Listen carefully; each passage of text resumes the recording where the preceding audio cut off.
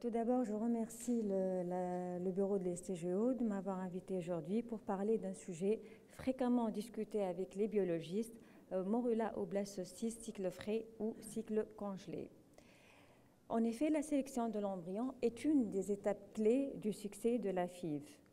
Bien que le jour de transfert a été bien discuté, il a fait l'objet de plusieurs débats. Donc le jour de transfert a fait l'objet de débats intenses. Bien que, à l'heure actuelle, le transfert au stade de clivage est très bien étudié, très bien pratiqué, sauf que maintenant, le transfert au stade de blastocyste est devenu une tendance actuelle grâce à la standardisation de la classification du blastocyste. Malheureusement, jusqu'à présent, il n'y a pas d'accord de classification pour le stade de morula. Par conséquent, ce stade a été négligé. Le transfert de blastocyste est devenu une tendance actuelle depuis l'avènement de milieux de culture séquentielle. Il va permettre d'améliorer la sélection de l'embryon avec un minimum d'anomalies chromosomiques. Par la suite, l'insynchronisation favorisant l'implantation, du coup réduction du nombre d'embryons à transférer, introduction de la politique du single blastocyst transfer afin de réduire les grossesses multiples et leurs complications. Plusieurs études ont montré l'intérêt de transférer le stade de blastocyste. Cette Cochrane revue, publiée dernièrement sur 32 études randomisées, a effectivement confirmé que le taux de naissance est significativement plus élevé quand on transfère au stade de blastocyste par rapport au stade de clivage.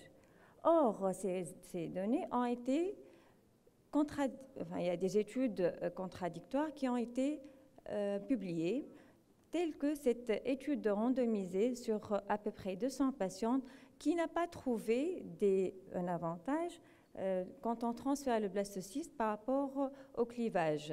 Ces études ont été confirmées par une méta-analyse qui n'a pris en compte que 2 études randomisées avec un faible risque de biais et qui n'a pas trouvé un avantage quand on transfère le blastocyste par rapport au stade de clivage. Donc, en dehors de ces analyses contradictoires et de ces divergences au niveau des résultats, il y a un autre sujet très sensible qui a été évoqué, à savoir le risque obstétrical. Et cette étude a montré que les grossesses, suite à un transfert de blastocyste, montrent un risque accru plus intense d'avoir des accouchements prématurés quand on transfère le blastocyste par rapport au stade de clivage. On lit avec beaucoup d'attention cette publication sur plus que 5000 singletons qui montre que le transfert de blastocyste peut être associé avec un risque important de placenta prévia. Bien que le comité de la SRM a montré ou bien soutenu le transfert de blastocyste chez les patients de bon pronostic, cependant, il trouve que la culture prolongée peut être associée avec une légère augmentation d'accouchements prématurés. Ils ont soulevé leurs critiques par rapport à la culture prolongée et par rapport au risque de mutation épigénétique. Quelle serait la place de la morula face à ces divergences et ces désavantages du blastocyste? Cette morula peut avoir les mêmes avantages que le blastocyste, à savoir la synchronisation, l'implantation et la sélection, puisque l'expression des gènes embryonnaires commence à partir de J4. Donc, un embryon qui a un bon potentiel pour se développer peut être sélectionné à J4. Et l'avantage le plus pertinent, c'est qu'on exposera moins l'embryon à la culture prolongée. On va gagner un jour et on va le remettre rapidement dans son milieu physiologique. Mais ce stade-là, en dépit de la physiologie, c'est un stade assez complexe parce que la morula se présente sous forme de masse cellulaire homogène, floue, où la synthèse d'ADN est très aiguë et les besoins énergétiques sont intenses. C'est pour cette raison qu'on aura des difficultés pour la classer et on manque de standardisation. Par la suite, ce stade a été négligé et très peu d'études parlant de la morula ont été publiées. bien qu'il y a eu déjà une classification ou un modèle de classification qui a été publié dans le Istanbul Consensus, mais ce modèle manque de précision parce qu'il ne tient compte que de la compaction de la morula. Donc cette classification a été revue, a été optimisée. Parmi les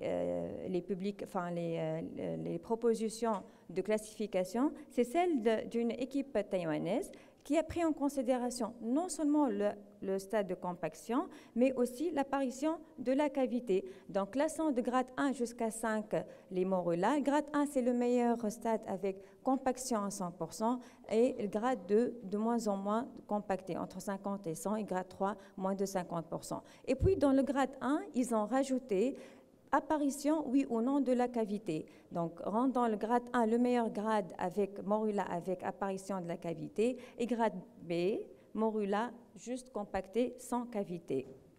Cette même équipe a comparé les résultats entre J4 et J5. Elle ne trouve pas de différence entre les ni taux de grossesse ni taux de naissance. Par contre, le taux de naissance à terme est significativement plus important dans le J4 que le J5. Bon, bien qu'il n'y a pas beaucoup d'études publiées sur ce stade-là, la plupart étaient rétrospectives. C'est pour cette raison que cette revue a pris en considération plus d'études rétrospectives que prospectives. Au total, 15 études ont été introduites. Ils ont pris comme études qui ont inclus le J4 comme standard de contrôle. Et cette méta-analyse ne montre pas de différence en transférant J4 ou J3, J4 ou J5. Par contre, le taux de naissance de prématuré, le taux de naissance preterm birth est significativement plus bas en transférant au stade J4. Donc, dans notre centre, on a commencé à réaliser une étude dont le but était de comparer les résultats entre J4 et J5. L'étude est encore en cours, mais les résultats montrent que le taux de naissance a tendance d'être plus important à J4 qu'à J5 chez la population de référence. Donc, c'est pour conclure que le potentiel de morula peut être le même que le blastocyste avec moins de risque d'accouchement prématuré. Mais quel que soit le stade de transfert, J3, J4 ou J5, on sera face à des embryons surnuméraires qu'il faut congeler. Sachant que le taux de grossesse après remplacement d'embryons congelés dépend de la sélection de l'embryon avant congélation, de la maîtrise de la technique de la congélation, de la survie de l'embryon et puis du choix de l'embryon à transférer.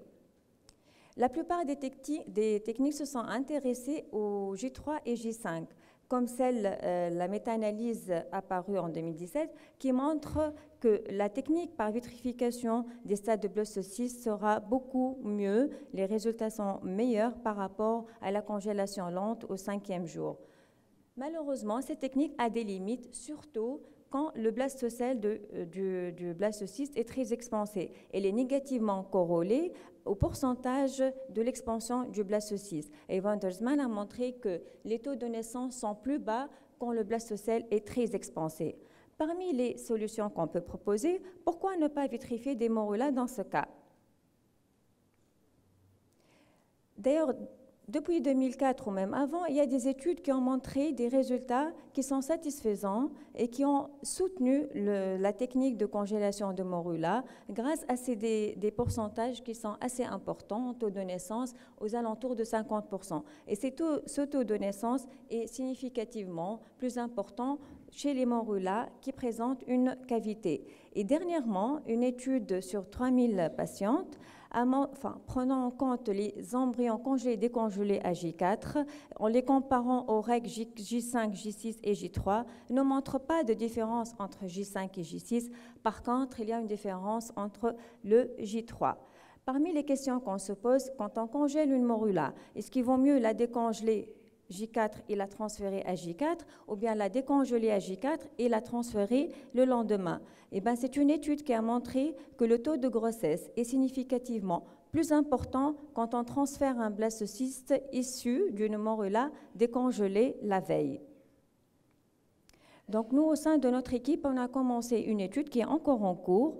Le but était de de comparer les résultats en fonction du timing de la congélation entre congelé J4 ou J5. Les résultats en termes de taux de grossesse sont presque identiques entre décongelé J5 ou bien décongelé des morulas à J4. Mais quand on zoome sur le groupe J4, le nombre c'est-à-dire qu'on décongèle à J4 et on transfère, on attend la blastulation jusqu'au 5e jour, ou bien on décongèle à J4 et on transfère à J4, et le taux de grossesse est presque le même entre les deux groupes, et l'étude est encore en cours. C'est pour dire que, pour conclure, que la congélation stade morula est possible, mais d'autres études sont nécessaires. Parfois, des morulas peuvent coexister avec des blastocystes, ou bien toute la cohorte est en retard et on n'aura que des morulas. Quelle est la meilleure stratégie? Est-ce qu'on transfère ces morulas en retard? On les congèle le jour même? On attend un autre jour pour les congeler? Plusieurs procédures, plusieurs stratégies ont été adoptées. Dans cette étude, sur 10 000 morulas à peu près, le protocole consiste à transférer les morulas en retard, en cycle frais, pousser le reste de la cohorte jusqu'à la blastulation à J6. Si blasto, on congèle. Et ces résultats montrent que le taux de grossesse, ils ont comparé les deux groupes morula et cavité, et le taux de grossesse est acceptable aux alentours de 17%. Il n'y a pas de différence entre morula avec ou sans cavité.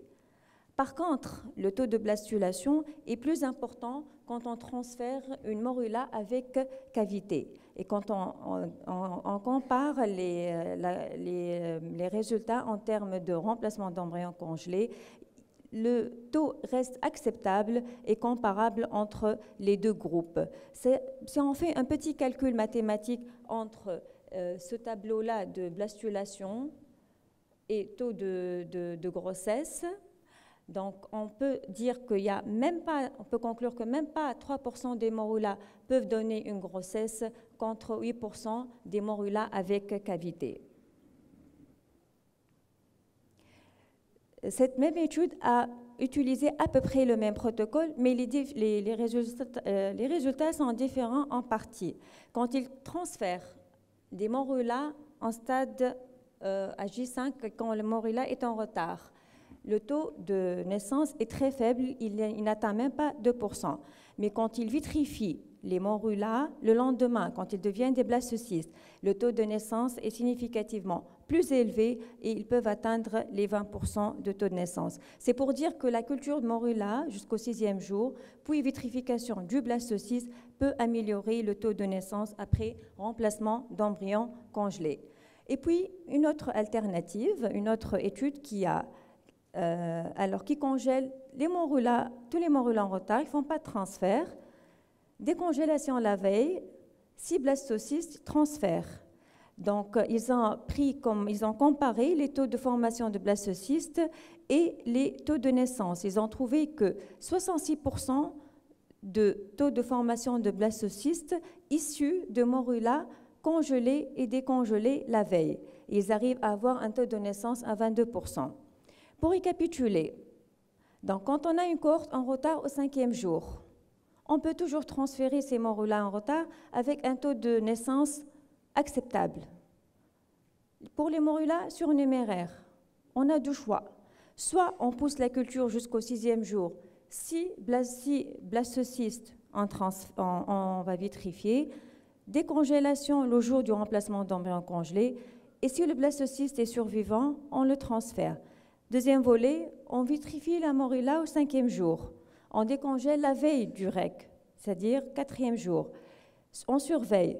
Si blastocystes, on transfère. Bon, les deux schémas sont différents, mais les deux schémas donnent à peu près 22% de taux de grossesse.